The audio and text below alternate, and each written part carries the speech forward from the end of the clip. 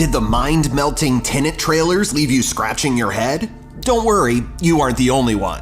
Well, I've seen too much. Well, we'll try and keep up. On this very hypothetical IMDb brief, we take a look at some brain-busting fan theories that could help explain what Christopher Nolan's next action-packed epic is all about.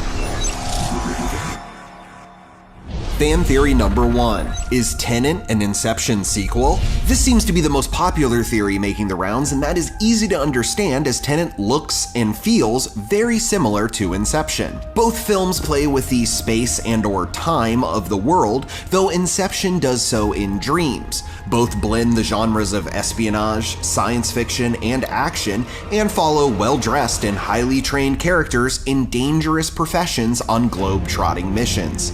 And both feature Michael Caine. Gather you have an interest in a certain Russian national.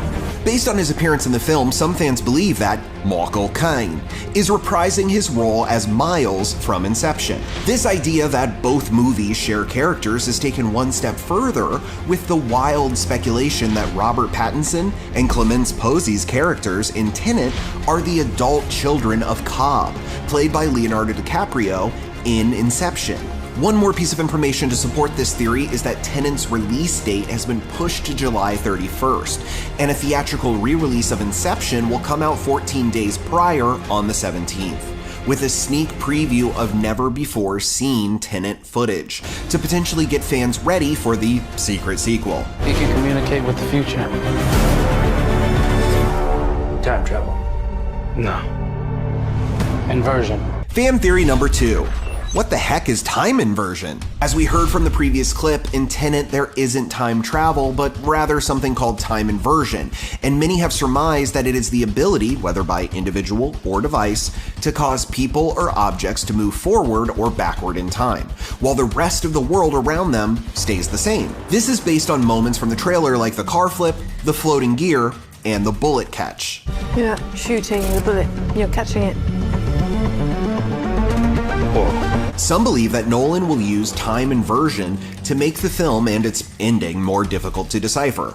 The word Tenet is a palindrome, meaning it's read the same backward as it is forward, a concept he might apply to moments in the film. In the trailer, there are certain actions like the spinning of a pill, pull-ups, and the scaling of a wall where we cannot tell if time is moving backward or forward. This means that several parts of the movie, including the ending, could be interpreted differently, just like the last scene of Inception.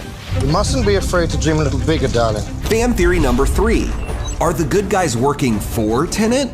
In the second trailer, a character says, "There are people in the future that need us. They need Tenet." This reference to it as a group has led certain Nolan files to believe that Tenet is a top secret organization. That test you passed? Not everybody does. Welcome to the afterlife.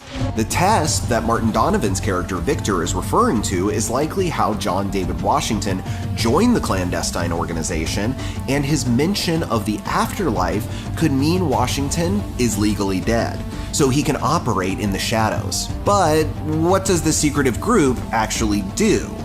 Your duty transcends national interests. Based on this comment, and the fact that Kenneth Branagh's villainous character can somehow communicate with the future, it is theorized that Tenet's job is to protect the future at all cost.